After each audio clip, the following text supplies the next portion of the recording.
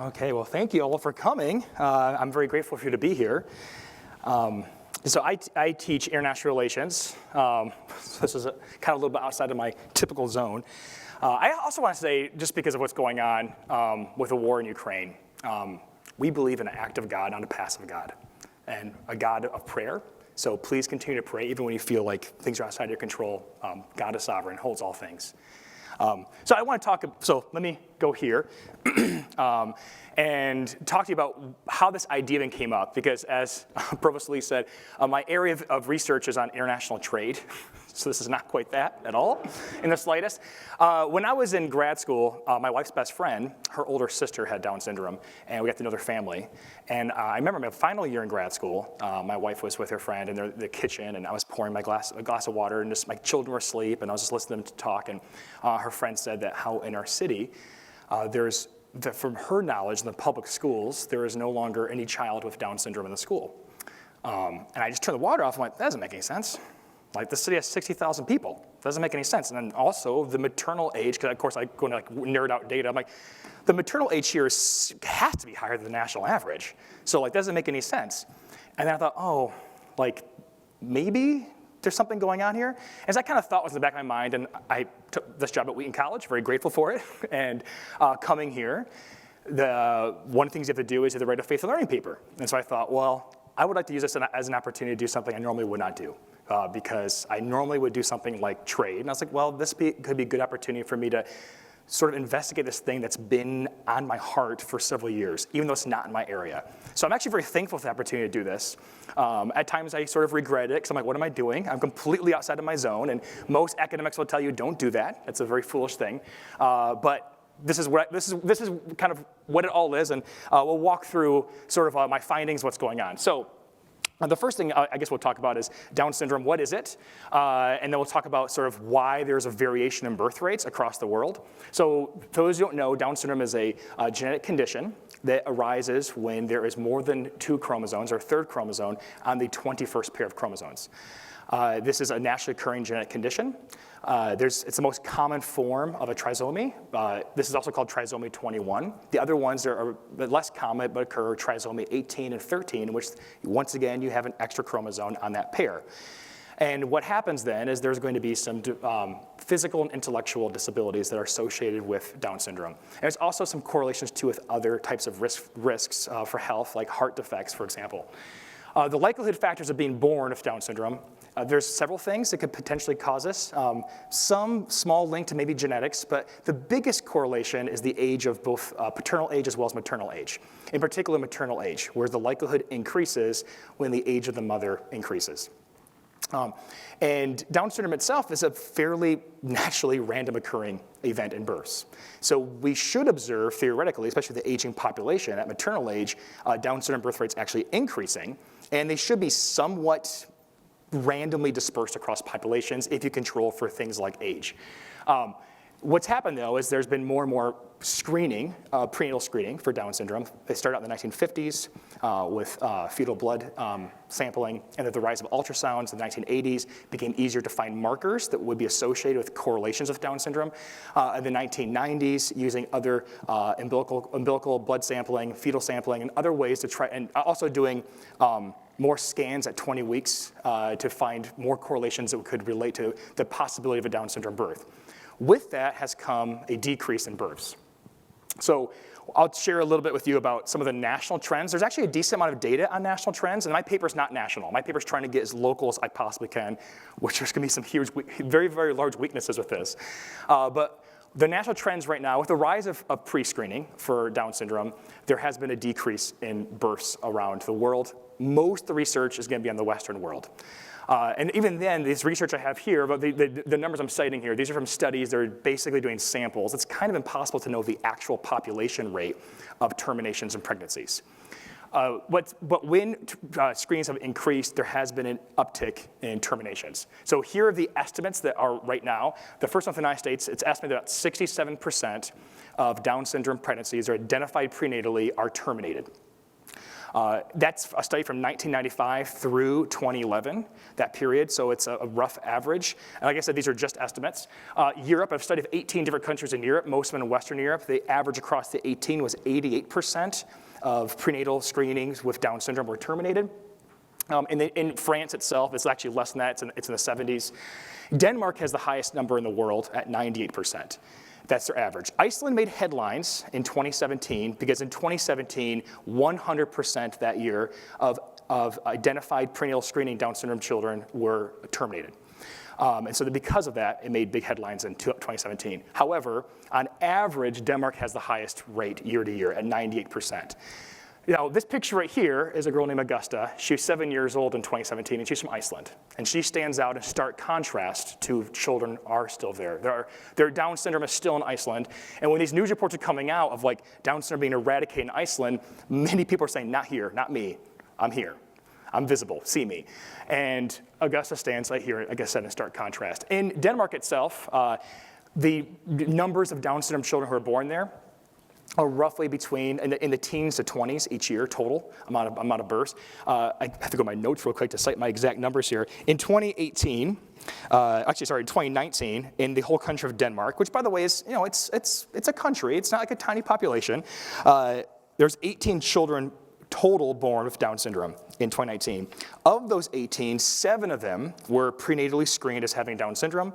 The other 11 children were born to parents who either opted out of Denmark's universal screening or received false negatives within their screening. That's the thing too, is there are false negatives and false positives. There is really no solid information on the prevalence rates of false positives in particular. But that's another thing when it comes with the screenings.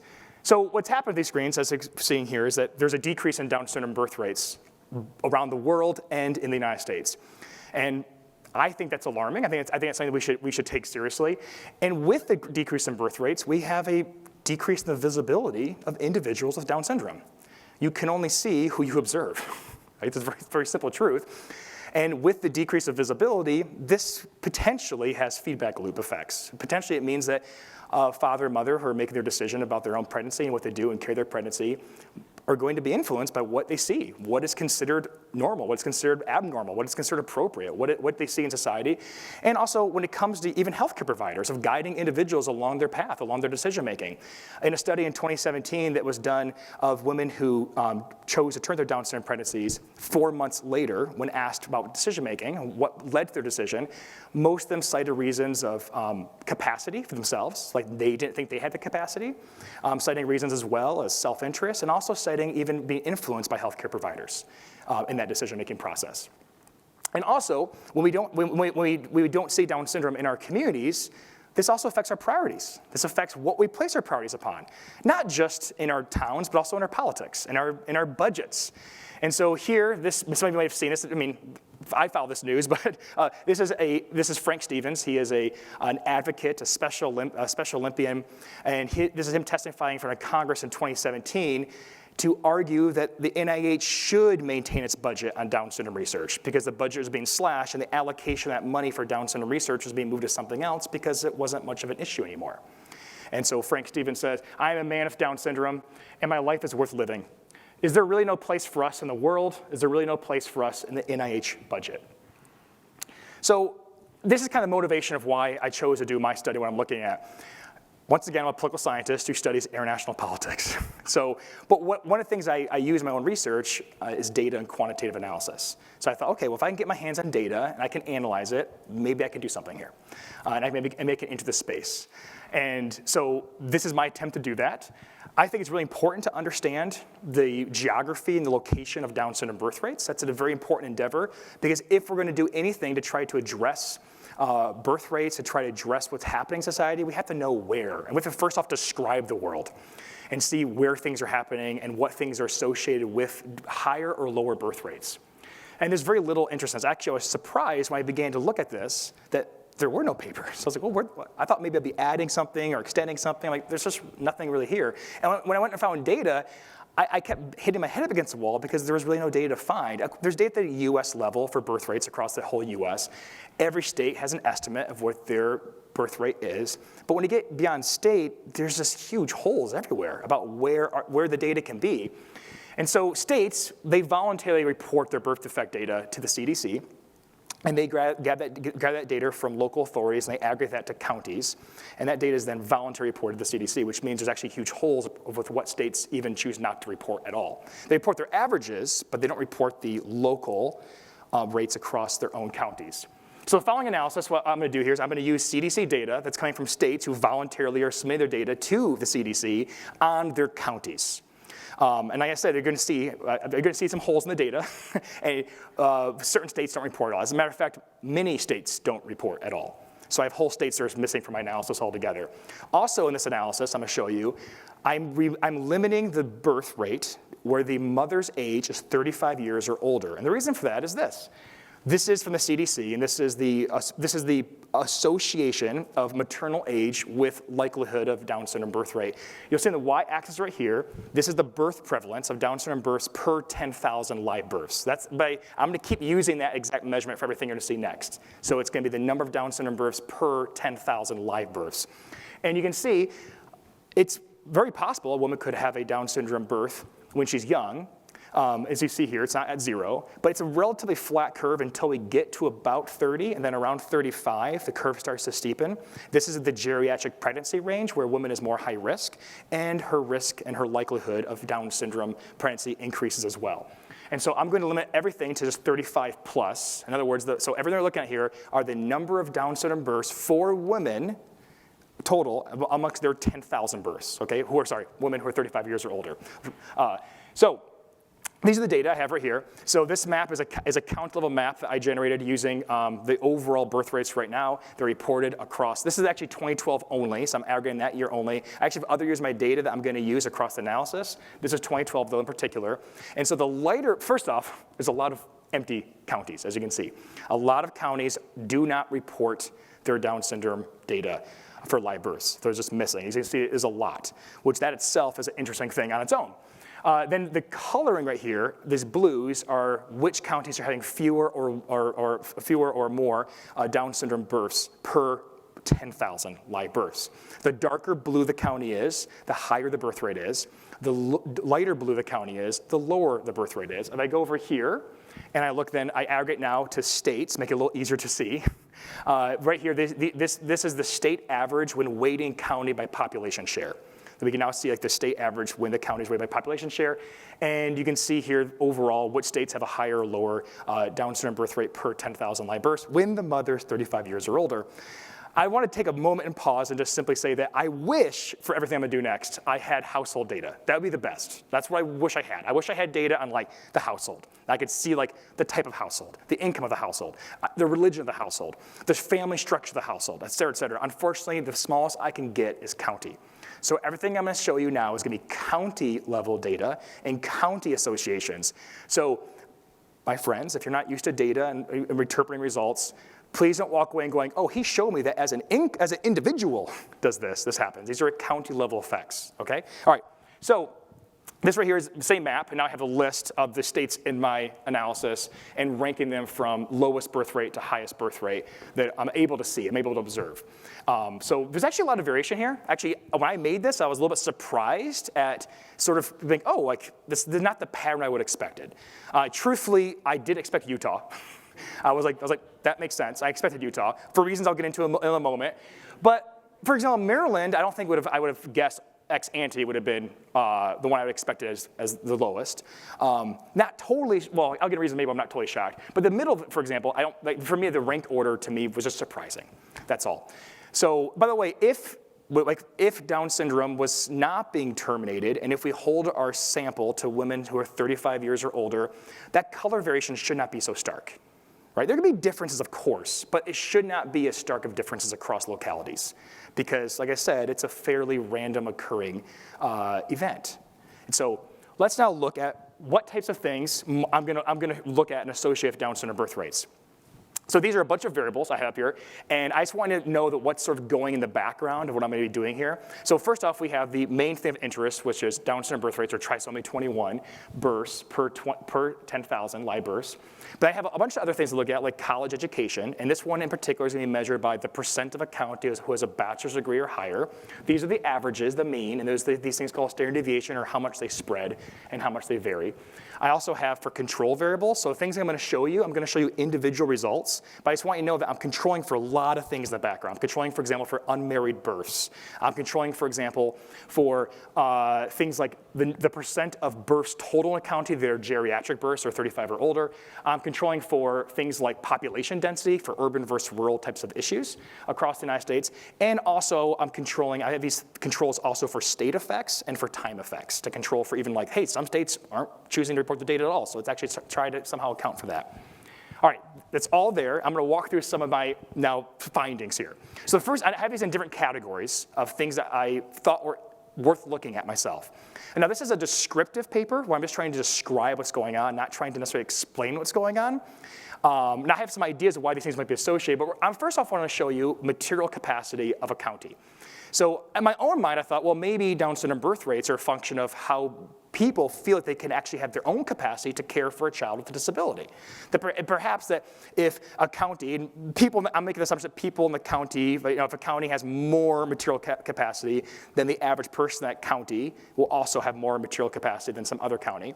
And in that situation, that a person that has more capacity might feel like they themselves could potentially care for a child with Down syndrome if they find out in a prenatal test they're going to have one. So I'm going to look at capacity through education. I'm going to look at it through income. I'm also going to look at single-parent households.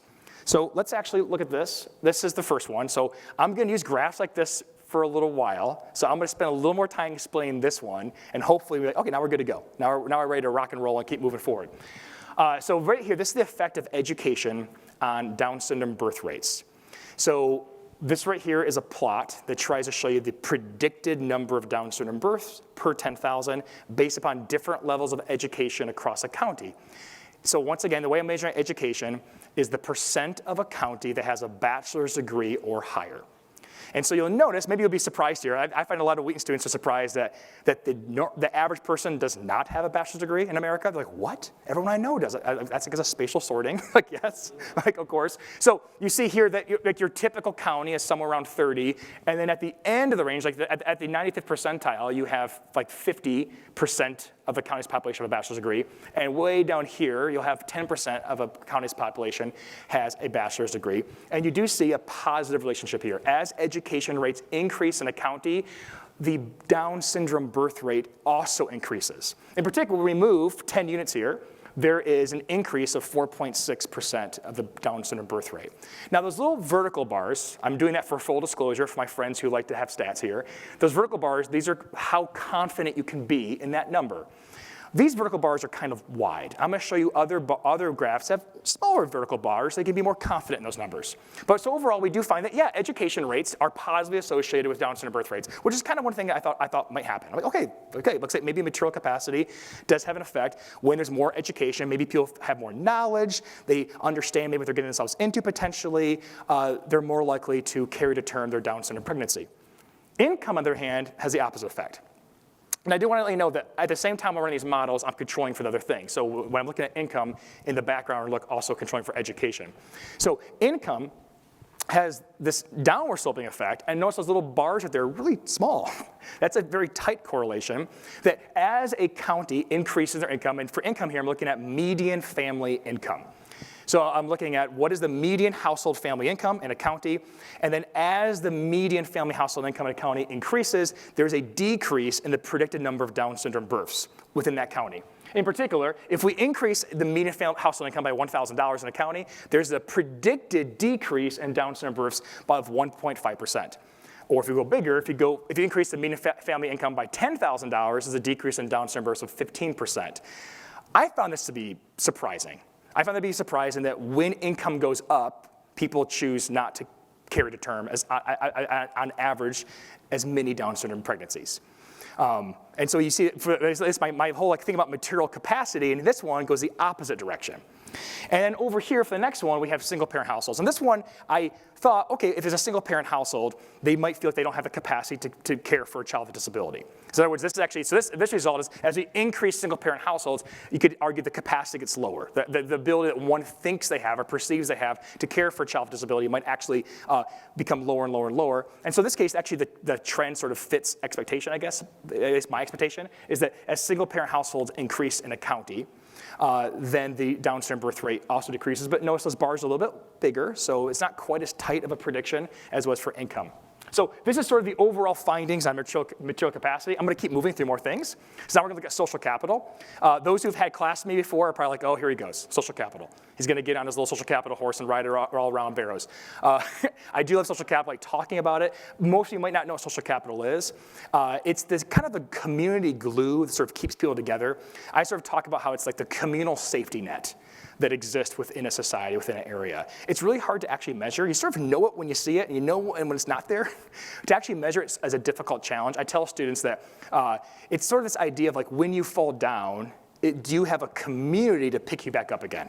And so one of the things I say is like, hey, if you, for some reason you need people to bring you meals, how many consecutive days could you probably have meals brought to you? And if you have a lot of days, you probably have very high social capital. And a lot of Americans are probably like, oh, besides my family, I don't think I have much.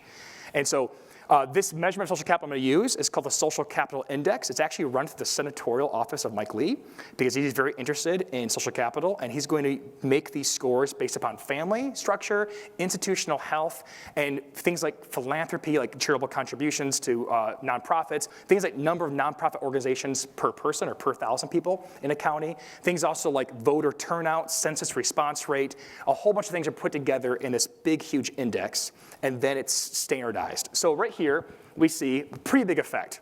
So every single county is put on a standardized scale where 0 is sort of right in the middle, and then a 1-unit movement in the social capital index, the same thing as a standard deviation within the social capital index. So way down there at minus 1.5, these are the counties that are really far in the distribution with low social capital. And way up here at 1.5, these are the counties and the distribution that have very high social capital, according at least to this measurement. And notice if you're like, oh, isn't social capital the same thing as income? No, it's not. It's actually not the same thing. And so over here, you do see a very tight, not as tight as income, but you see a positive correlation here in which when social capital increases, a county is more likely to have Down syndrome births. In particular, when we have a 1-unit increase in social capital, there is a 10.6% predicted increase in the Down syndrome birth rate. All right, let's keep moving. This may be something that might be interesting to people in college. Now religion. So we can look at religion, look at the religious rate within a county. These are the number of religious adherents. So I want to make this very clear. I can't, unfortunately, look at religiosity.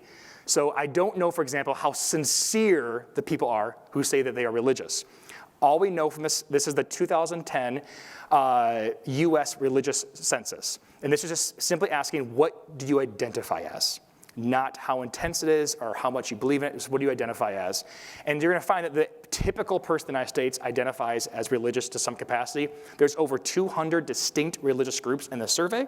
So this includes Muslim, this includes Christian, Protestant, Catholic, a whole bunch of separate denominations. This also includes Sikh, Hindu, et cetera, et cetera. We have a lot of different groups in here. So the first thing we're going to look at is total religious adherence. So this is everybody combined. Anyone who says they're religious is going to be in here. Across all religions and all sects and all denominations are all in here together. And we do see a positive correlation. So this measurement is the number of religious adherents per 1,000 people. And so as we increase the number of religious adherents in a county, there is a positive association with the Down syndrome birth rate. In particular, when we increase by 100 people who are religious, who are adherents to a religion, the predicted association is an increase of 7.0% in the Down syndrome birth rate. All right, that's pretty great. And then we can go over here to evangelicals in particular. Now, this is not asking individuals, are you an evangelical? It's not doing things like, do you believe in the Bible, or do you believe, are you born again? The actual surveyors, they're using what someone identified as their denomination, and then they're placing them in the category of evangelical. Okay, so right here we have anyone who puts himself in the denomination that the surveyors are putting as evangelical are now in this group. And we see a very, very similar line here. Very similar, in which when we increase the number of evangelicals, so notice the numbers are smaller here because by definition, if you're here, you're in the first slide as well. This is a subset of the religious. These are just the evangelicals of the religious.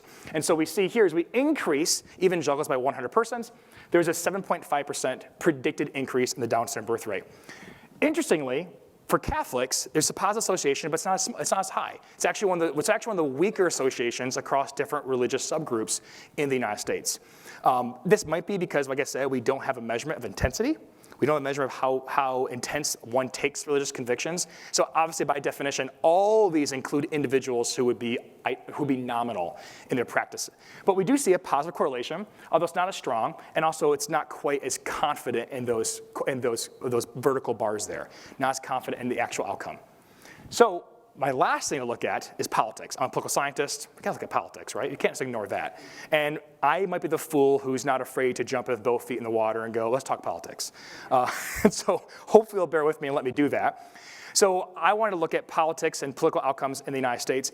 In particular, one of the most basic measurements a political scientist can use in the United States is the Democratic or Republican, you can do either one, vote share for the US president, because voter turnout is higher for the US president. And you just look at, all right, what is the share of the county who voted in one direction?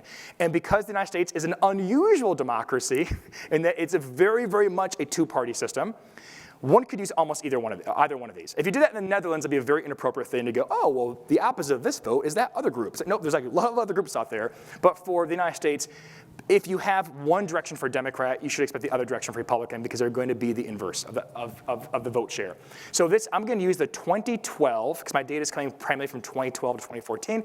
I'm using the 2012 US presidential election and the percent of the county who voted for the Democrat in the 2012 US presidential election. And here we see a negative correlation in which as the Democratic vote share of the county increases, the Down syndrome birth rate also decreases with it across the county. So we have all the way to the outlier of low Democratic vote share counties, all the way to the outlier high Democratic vote share counties. And in the middle, where most of the counties are, that's why those little bars even get smaller, we see that there is a decrease in the Down syndrome birth rate as the Democratic vote share goes up. Obviously, when it comes to including data in variables in a model, I like to say, well, I'm just looking at what's associated. But as one of my friends in my department oftentimes tells me, like, well, if you put it in your model, you probably have a theory. So that's true. You probably have expectation. So the reason why I put this in my models, I did expect there to be association because, quite frankly, many people shared the same views of the party. And the Republican Party and the Democrat Party have tried to homogenize themselves on issues of abortion over the last 20 years. And to kind of verify this expectation at least I had, a Pew study in 2019, when it surveyed Republicans and Democrats, did find that 64% of Republicans in 2019 agreed with their party's position of abortion. So their party's position of being primarily anti-abortion, 64% of Republicans, including those who lean Republican, because right now it's not that popular to say you're a party, so those who lean Republican said that they agree with their party. 70% of Democrats said that they agree with their party. So there's actually even a tighter correlation with Democrats on agreeing with their party than there is with Republicans. The smallest group is for those Democrats who have a high school degree or less, it's only 56% of those Democrats who agree with their party. So actually that one, there's a lot more variation when you have a high school degree or less and you're a Democrat. But my thought on this one is that if you're a person and you already agree with your party's position, I can use that as a heuristic or a shortcut to try to figure out potentially what is the overall household like in your county on their own personal view on the appropriateness versus inappropriateness of a terminated pregnancy. And if you're the kind of person who thinks that terminated pregnancy is appropriate or inappropriate, when these decisions are being made privately in your household, you might have like a lower barrier to accept a termination than someone who thinks that a terminated pregnancy is inappropriate, for example. So that's my last thing I look at with politics. My takeaways from all this, and I'm going to go into the faith here in a moment. So my takeaway, though, from the data, like I said, this is just descriptive. I would love if other people saw this. We're like, hey, I'm going to keep looking at that. That'd be great. Let's keep looking at this and keep going. For example, I don't know necessarily why these are happening. I don't know, for example, why material capacity has mixed effects. I don't know why education is positively associated, but income is negatively associated. I don't know those things. And it'd be great if we could look at those and check those out. Communities with greater social capita and religiosity do have higher Down syndrome birth rates, and political identity does seem to have an effect. So this is an important topic, though. It's a very important topic. It's important for us to be able to see those with Down syndrome amongst us. So I'm going to play a brief video before I come back and talk about the faith component. Okay, here we go.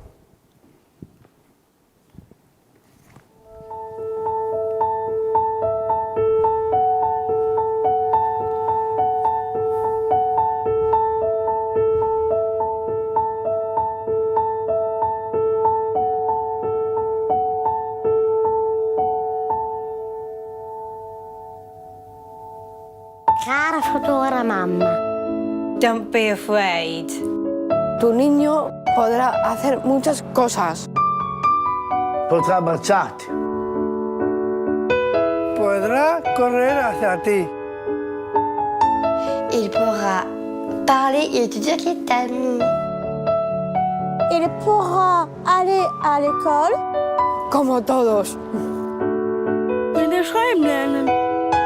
Il pourra t'écrire si un jour elle est loin. Because indeed, he'll be able to travel too. Il pourra aider son père à réparer son vélo. Podrá lavorare. Y ganar su dinero. Avec son salaire, il pourra t'inviter à dîner. O affittare un appartamento e andare a vivere da solo. A volte sarà difficile. Jak těžko. Quasi possible. N'est-ce pas pareil pour toutes les mères? Dear future mom, Tuo figlio potrà essere felice. Come lo sono io. Et tu seras heureuse aussi. Vero, mamma?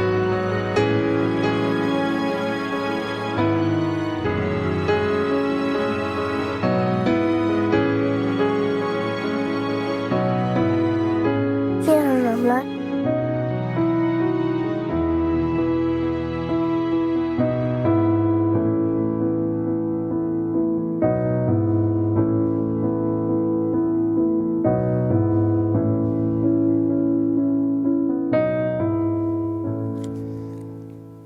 Okay, that commercial can be a tearjerker.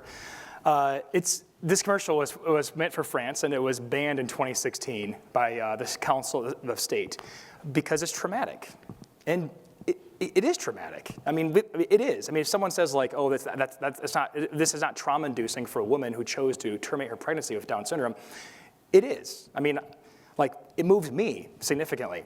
But France, in its own decision, it's debating, as all courts do when it comes to really difficult cases, of competing harms, of like which harm, and when you have competing harms, do you rule toward? In this case, the French government decided that the competing harm of trauma from this commercial was worth it for the competing harm of silencing a group for advocacy. And so this was not allowed to air in France, and it's, though, has made quite a big circuit on YouTube and other sources since then.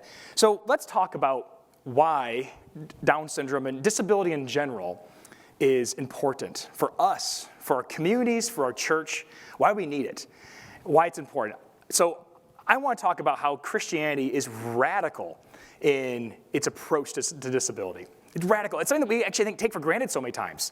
From antiquity until now, it's a completely different perspective, a completely different worldview. In ancient times, it would not be necessarily inappropriate for a father to take a child born with disability and place that child outside the city walls, both for their protection of their own home, but also for the sake of the communal health of the city-state.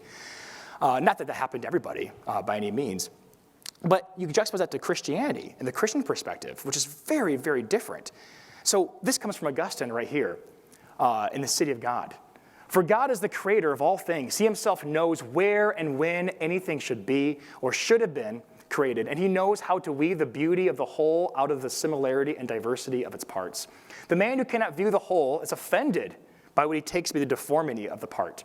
But this is because he does not know how it is to be adapted or related to the whole. We know of men who are born with more than 5 fingers or 5 toes. This is a trivial thing and not any great divergence from the norm.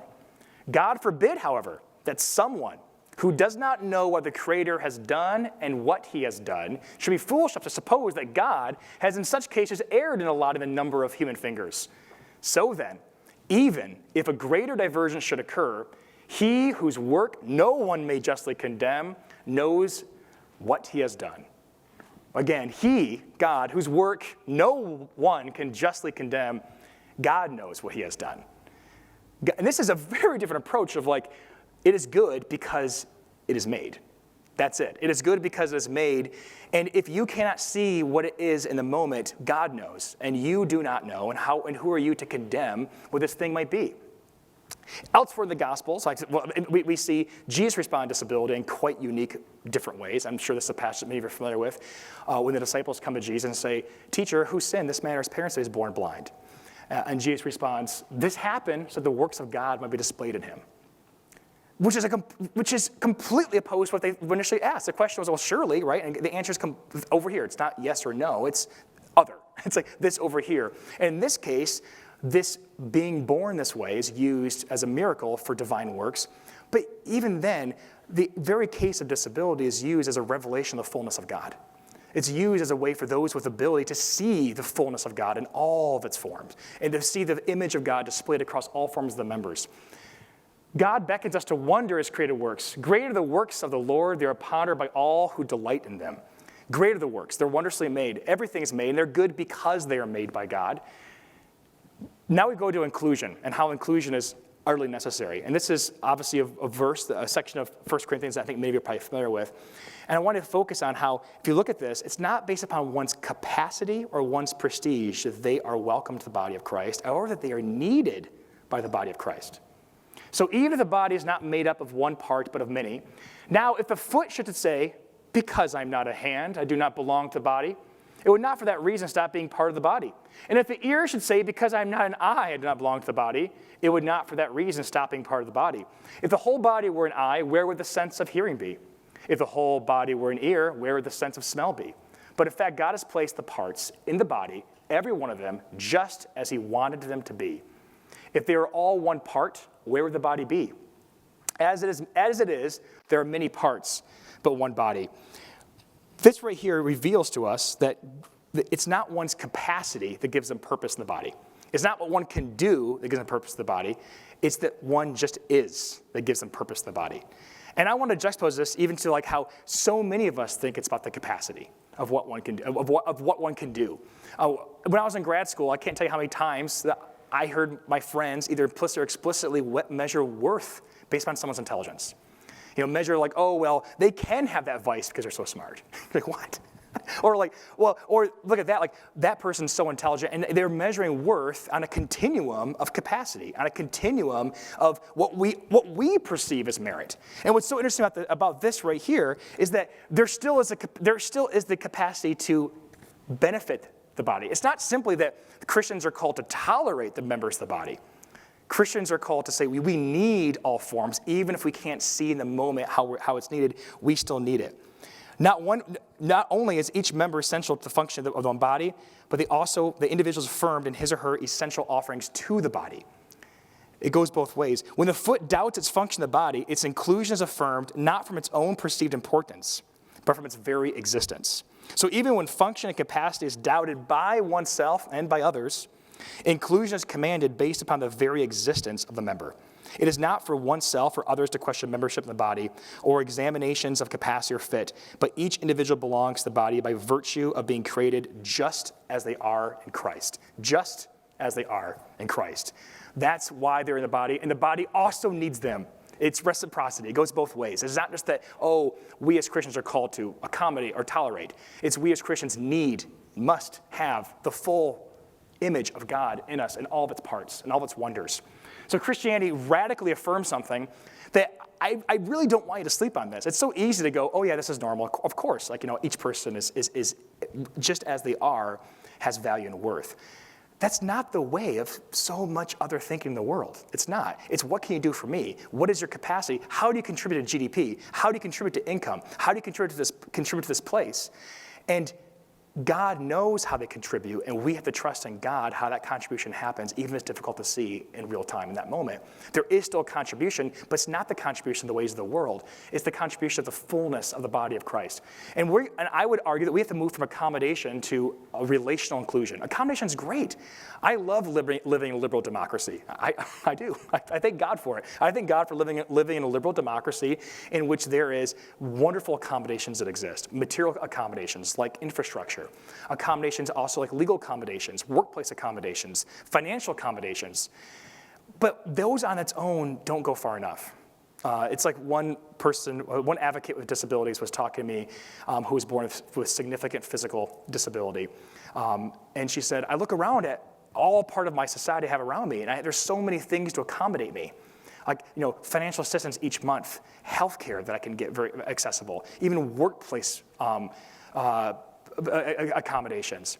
And yet I see all this, and then I look at how people look at me and treat me, and I look at even like birth rates, and it's like society says, once you're here, we accommodate every part of you. But had we known? And we, the body, can go from accommodation to inclusion. To inclusion on we need. It's a mutual need. It's not just we accommodate, it's that we need this. We need to have disability in our midst. We need to have individuals born with Down syndrome in our midst. This picture is taken from Kristen Page. This is a picture from a Midwest powwow, which the powwow begins with a prayer in Jesus' name. And then in the opening ceremony with individuals coming and doing their dance, there's a pause in which the Down syndrome awareness princess can give her dance. And the full inclusion is there. The visibility is there. The need, the mutual need is there. The honor is there in all parts. Everyone's being honored in all parts and included. So what do we say when someone in their own privacy of their home, in the privacy of their decision making, is asking, do you need my child with Down syndrome? The answer is yes. The answer is yes. Because so many times it's viewed as a cost. I bear the cost, and to what extent is there any benefit? Like, as the video showed, like, will there be a job? But even beyond that, not the job, beyond that is we as a church, we need this. Our communities need this. Our communities need children born with Down syndrome. Our communities need, when they age, the body of Christ needs this to see the full image of God in all of its wonders, the fullness. And when the body of Christ is incomplete, we groan for the fullness to be made. We groan, and we have to communicate how we groan, and we need that. And in so doing, the individual making their own private choice what to do with their pregnancy can see, oh, I see, there is a need out there for this. There is a need out there for my child. So I want to end with another video. This is a church called Faith Church. I happen to have the opportunity to meet the pastor at a symposium that held pre-COVID for the Center of Disability. It's in Dyer, Indiana, and it's a church that really incorporates inclusion of all members of its church, from age, from sex, through race, and through ability. And so we're going to watch a video right here of the Apostles' Creed, and you're going to see individuals recite the Apostles' Creed. Half of the video, there's going to be an invitation to join the Apostles' Creed, so I would invite all of us on the second round to also join in together in the Apostles' Creed in the unity of the body of Christ.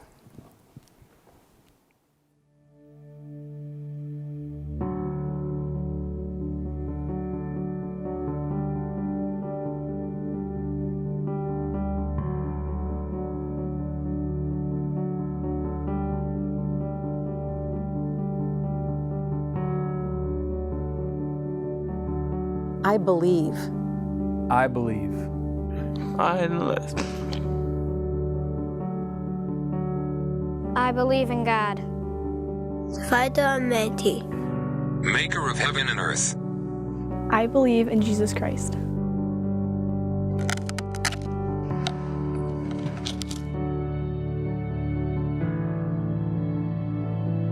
Who was conceived by the Holy Spirit. Born of the Virgin Mary. He suffered under Pontius Pilate.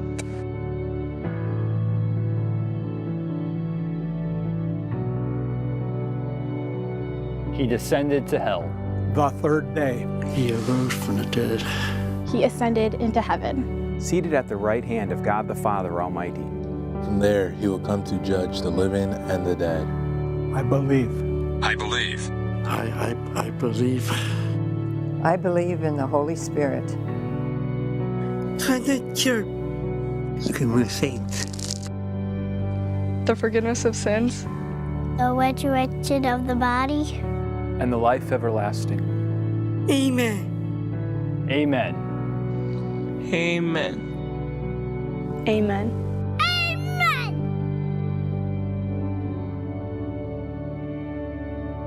And now we invite you to stand in body or in spirit and join your voice, whatever it looks or sounds like, as we declare this together. I believe in God the Father Almighty, maker of heaven and earth. I believe in Jesus Christ, his only Son, our Lord, who was conceived by the Holy Spirit and born of the Virgin Mary. He suffered under Pontius Pilate, was crucified, died, and was buried. He descended to hell. The third day he rose again from the dead. He ascended to heaven and is seated at the right hand of God the Father Almighty. From there he will come to judge the living and the dead. I believe in the Holy Spirit, the Holy Catholic Church, the communion of saints, the forgiveness of sins, the resurrection of the body, and the life everlasting. Amen.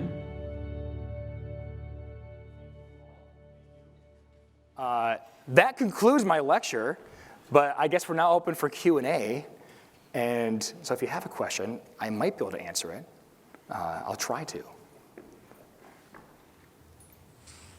Oh.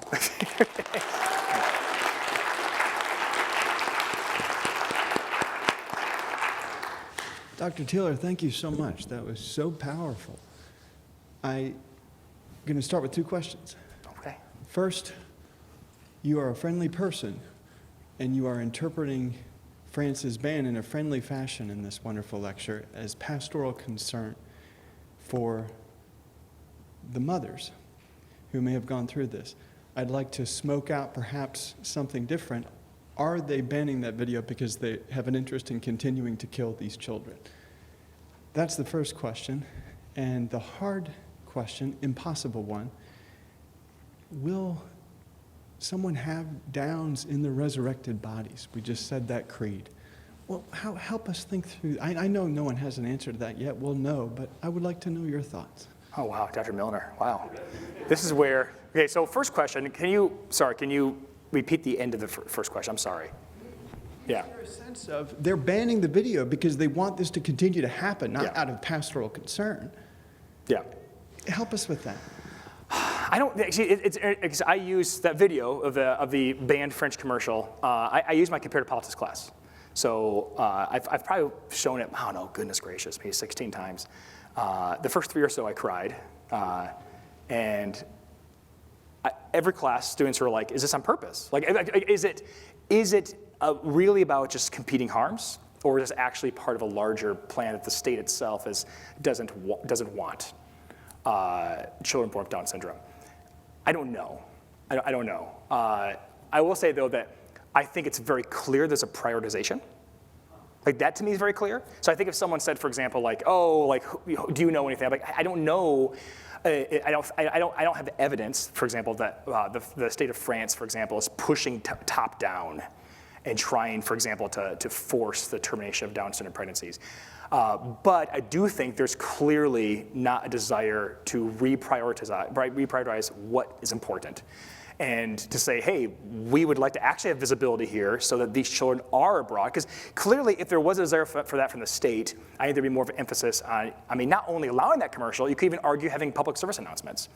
I watch many commercials when I stream my sports on low-budget cable networks. They're advertising a whole host of government concerns. And I have never seen one on this before in the United States. So I think that I don't have an answer about if the state government is allowing this. I will tell you this, though. I do think, though, and this is where I guess maybe politics can be somewhat hard and difficult, because I think a lot of students come to class, for example, they're like, all right, I want to talk about a policy solution. I want to talk about what the government can do. And I think a lot of the really, truly challenging things in society are community solved. Like, the ones that are really, truly hard is like bottom up. Now, I mean, there are some efforts that are done by states to do things. I mean, for example, like you might have all seen this, but several states have actually included in recent years bans on abortion if the child is being aborted because of a Down syndrome prenatal screening or because of their gender. Those are actually included. The states have done those have included both those. Like if you're terminated because of gender or if you're terminated because of Down syndrome, it's illegal for the physician to perform that. Arkansas and Tennessee, I believe, both have that. I don't know how effective those are in the sense of like, because I think the physician could easily say this is not the reason why. Like there's another reason happening. I'm not sure to what extent those laws are effective in stopping a physician and stopping an individual. Having said that, I think the best thing to do, this is why I'm saying this, I think the best thing to do is to give a really good reason for families to say, you want my child. Like you want my child, as opposed to simply saying, like, it's all my cost, I'm gonna bear all the costs, and at best, my child is tolerated. Like at best. I think if instead the message was like, we need your child as well, that might move a lot of people off the margin. A lot, many. But yeah, so your answer to your first question is I don't know the intent of the French state. That's it. To answer your second question, this is where I can go, well, I'm a political scientist. I go, well, I was trained by quantitative scholars, and we don't.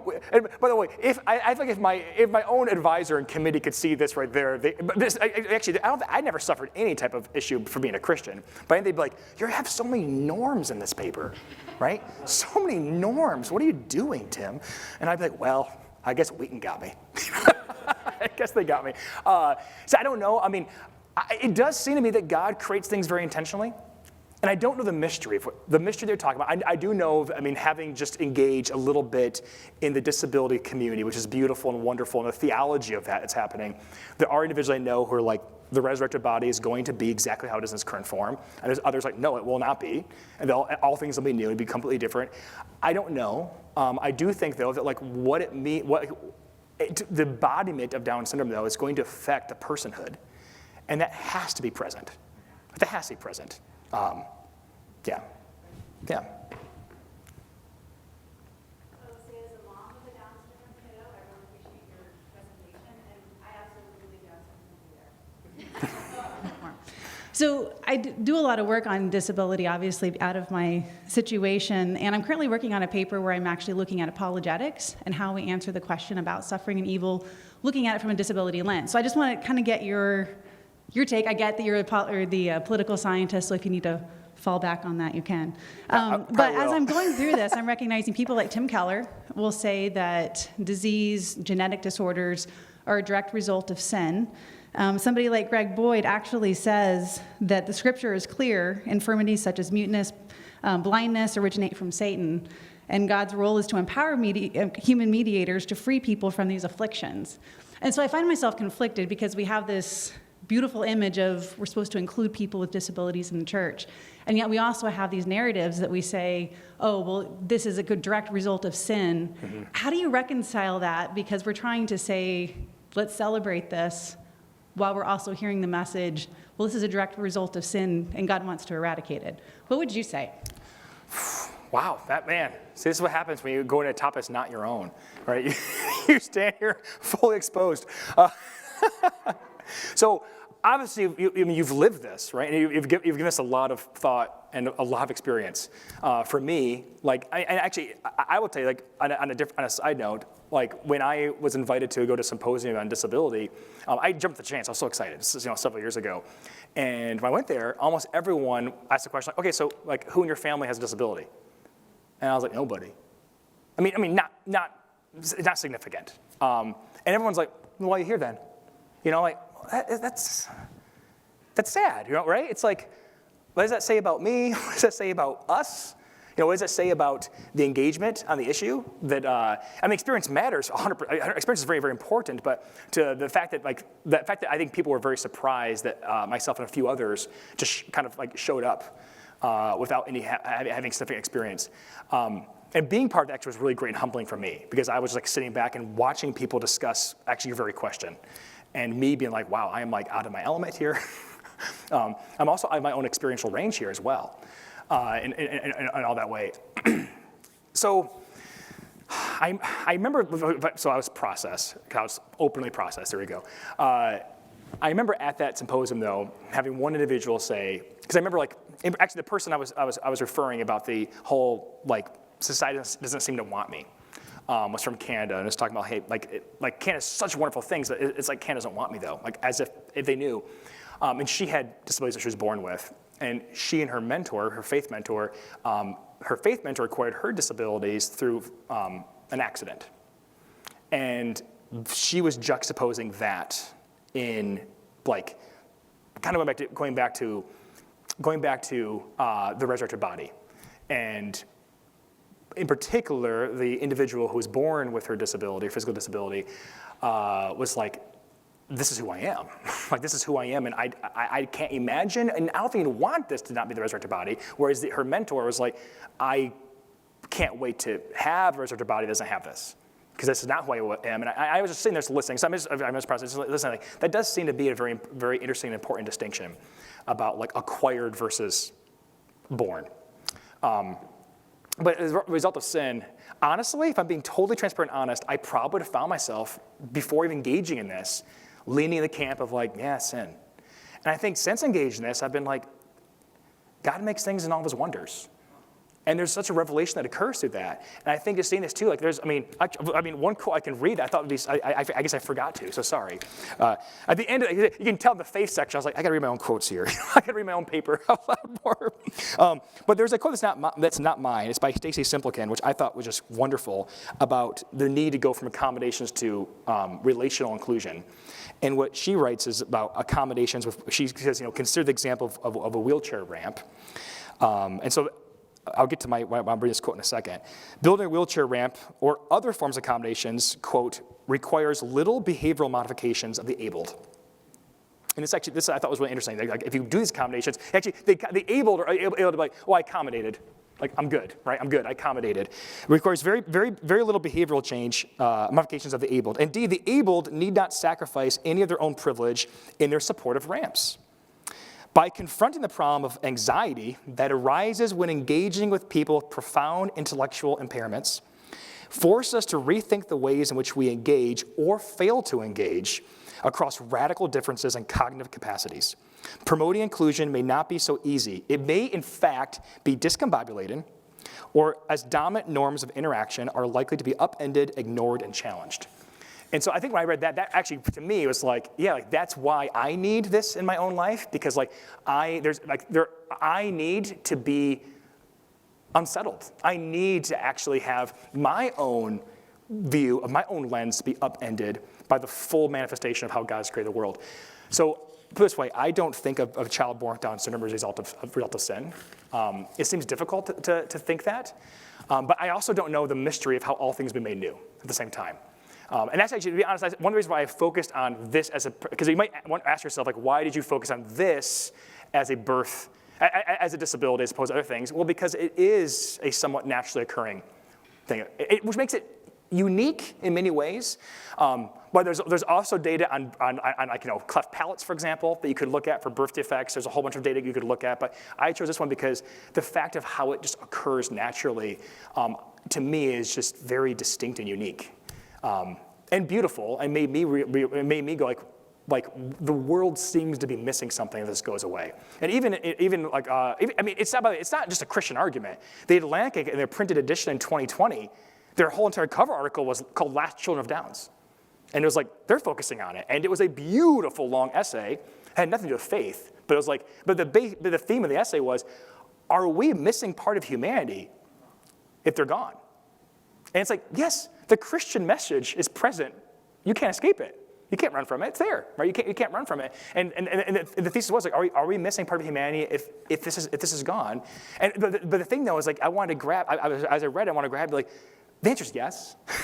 Like it's not a rhetorical question. The answer is yes. And the reason why for you it's a rhetorical question, the author is like because you don't.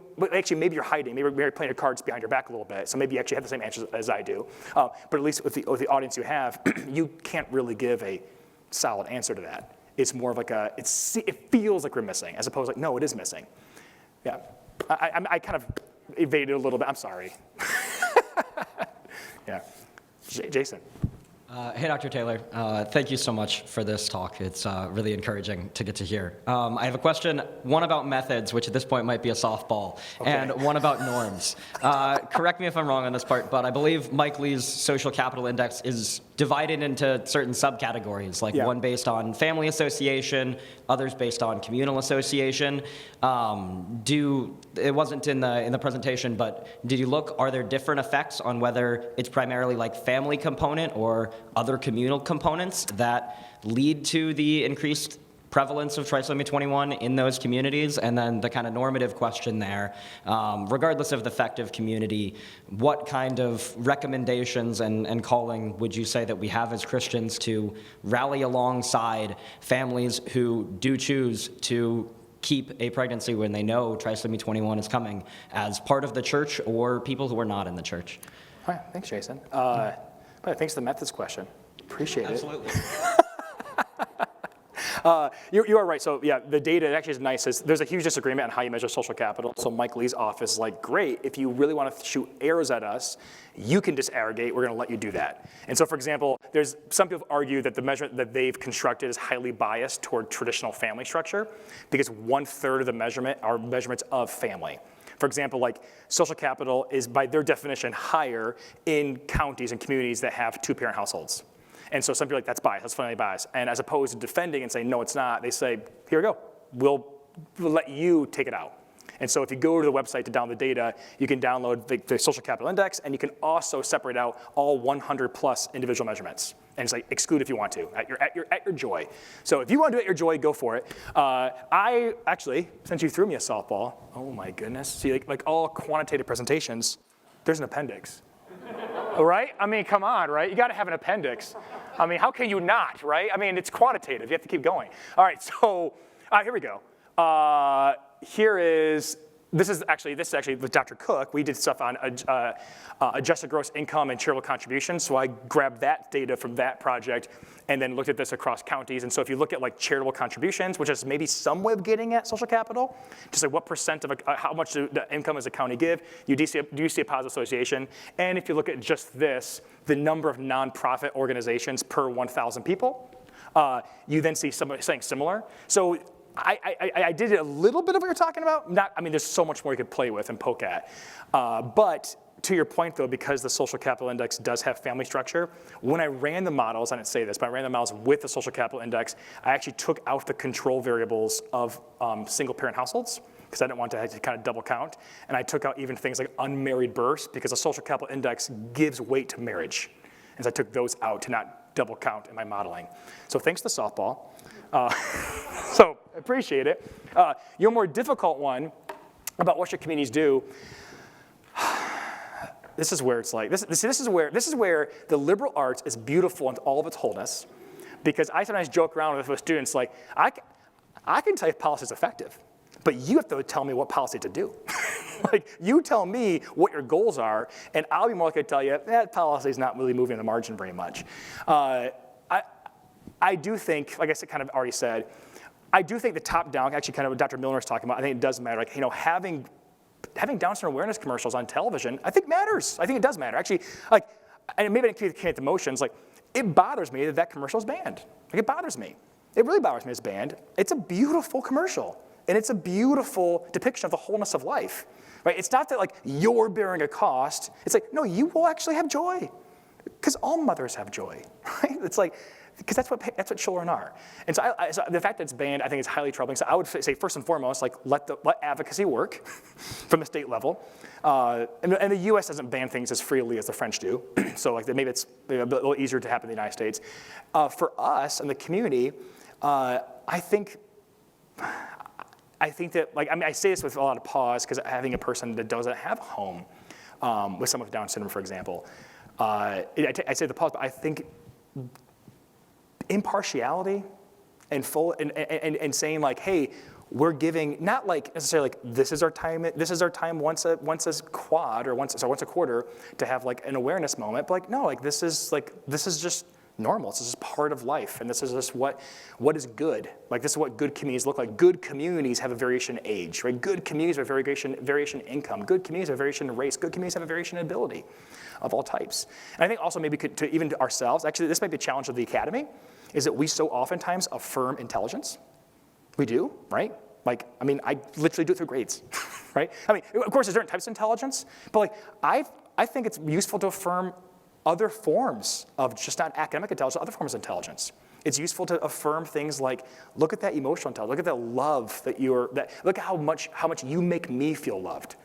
And there are certain things that are so much more prevalent in different types of individuals. And so I think that maybe we could do that, but like I said, I'm not giving you a very good answer. That's where I can fall back on my, like, I'm a political scientist out of my league. Yeah. Any other questions? If not, we can, oh yeah, okay. Hi, thank you so much for your talk. Similar to you, this has been an issue that's really important to me, even though no one in my direct family is affected by it. But knowing people with disabilities has really increased my love of the Lord and love of people. So I really appreciate your talk. But I'm an anthropology major, so my first thought when you were talking about quantitative data was, is there any qualitative data that you found to go along with the questions you're asking and the studies you're doing? Is that something that's happening, or like you found with the quantitative data, is there a gap there that people aren't studying this right now? That's a great question. So I don't do qualitative work. Sometimes I wish I did, because I think qualitative married with quantitative is just wonderful. It's just like, that's great, because like the quantitative, like there's the general trends, here it is systematically, and the qualitative can tell you the stories of why people are doing what they're doing. For example, like I can't tell you the data why people are choosing to terminate pregnancies. I can't. I can just find just correlations. The qualitative is great because the qualitative can actually interview someone and say, why'd you do that? Like, and what do you think now? Like, what are your thoughts after the fact? But then, of course, the qualitative, they'll be like, that's true for that person. Do we know if that's true for someone in Maine, or someone in Vermont, or someone in California? I will tell you when I was doing my own like research on this topic for my own literature review, and how can I support this? I was shocked at how low qualitative research there was. Because this is such a not difficult thing to interview people on, to be like, what motivated your decision, like regrets, not regrets, et cetera, et cetera.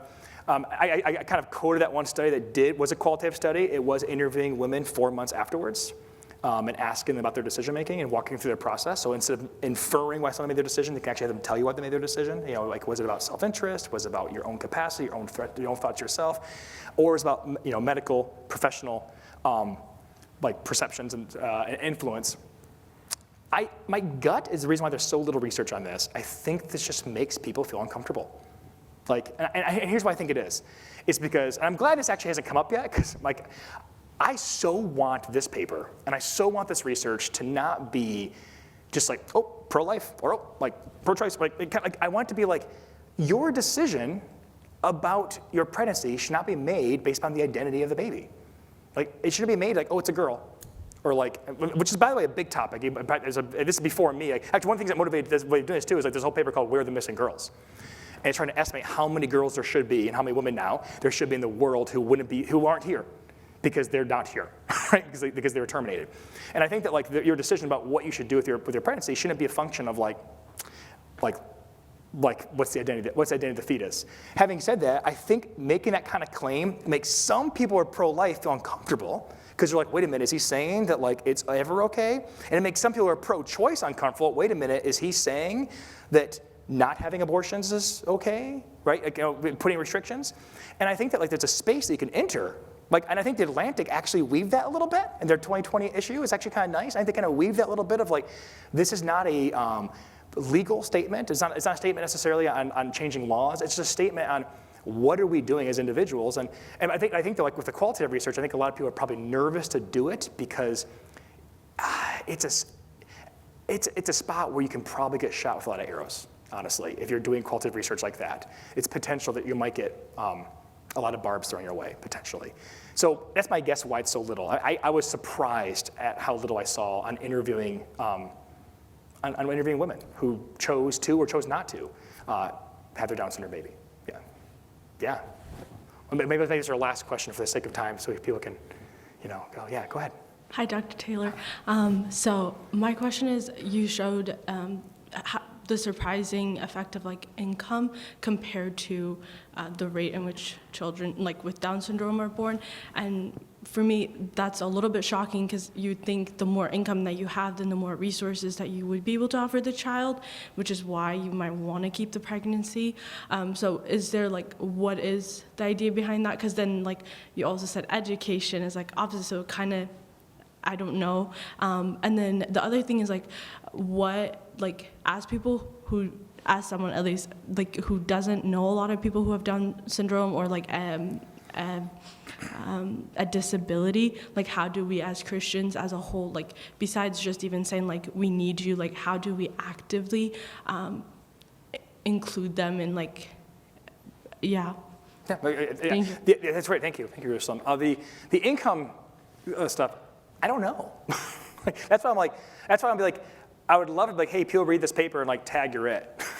And that's how research is supposed to work, right? It's supposed to work as like, there's a finding and someone else hopefully is motivated by doing something and trying to maybe actually do some causal explanation and try to figure out and tease out that causation of why income might be linked that way. I mean, I have some gut thoughts of I'm trying to control, for example, for like cities. I'm trying to control for cosmopolitanism to some extent with like population density, but maybe that's actually sort of correlated still, and I'm not able to soak that up. For example, like I will tell you that once I thought about it for a little bit, I wasn't terribly surprised. Actually, this right here is this is a little bit odd. This right here is taking the counties and changing them color based upon which counties are having more babies than my model even predicts, and which counties are having fewer babies than my model even predicts. So the darker blue you are, you're having fewer than my model predicts, and the darker red you are, they're having more than the model predicts. I was, at least at first cut, a little bit surprised. Oh, that's religious. Anyway, I would go, well, okay, I'm not gonna go through 8 slides. But Maryland, for example, I was like, why is Maryland so low? And I was like, well, I guess it's DC, maybe, like that area. Maybe that's something going on that I can't account for in a basic model. South Carolina, though, surprised me that it was also low. Because I was like, why is that so low? I don't know. So I don't have the thoughts on income. I would say when it comes to inclusion for disability, it's actually, I've thought about this a lot working at a college. Because colleges sort in academic merit. That's what they do, right? It's like, and honestly, I sometimes feel a little bit even like hypocritical having a conversation like this and being like, well, we're all at a college. And so we talk about inclusion. There are some interesting things I think are really fascinating. For example, there's a center at Vanderbilt, which actually has a house right on campus that's a house for individuals with disability. And the whole point is that Vanderbilt is recognized to some capacity that the college and the community is better off as a whole from everyone together. And it's better off, like the individual experience of education is made more complete by having interpersonal associations with individuals who have intellectual disabilities. And I think that's interesting. And I think there's many different ways of championing advocacy. I'm just beginning to think about this and look into this. But I think there's many ways that churches can do this. I personally, just being around a little bit of discussions of individuals, I always get a little bit reluctant when allies start fighting over methods. Your allies don't fight necessarily over methods. They might disagree on methods, but make sure you're still allies on the issue. So I think that in general, churches have different approaches to this. I think it'd be great if churches would be very much welcoming, warm, open, and not have things like, oh yeah, we have a ministry for that, but it's in the basement. I think it'd be great if churches were fully inclusive, and we as the body, we're doing that as well. And I think that, at least according to the religiosity stuff, it looks like that is happening to some extent. Counties are more religious, at least have more babies. They're born with Down syndrome. I don't know the health of their churches. I don't. I hope they're good. Yeah. We'll kind of end it there. I just want to thank you all for coming. Thank you for your questions. Thank you for helping me sharpen my own thinking. And I'm sorry if I left some of your questions unanswered and non-satisfied. There'll be a customer survey at the end you can fill out, and you can critique that. Anyway, well, God bless. Thank you very much. Thank you.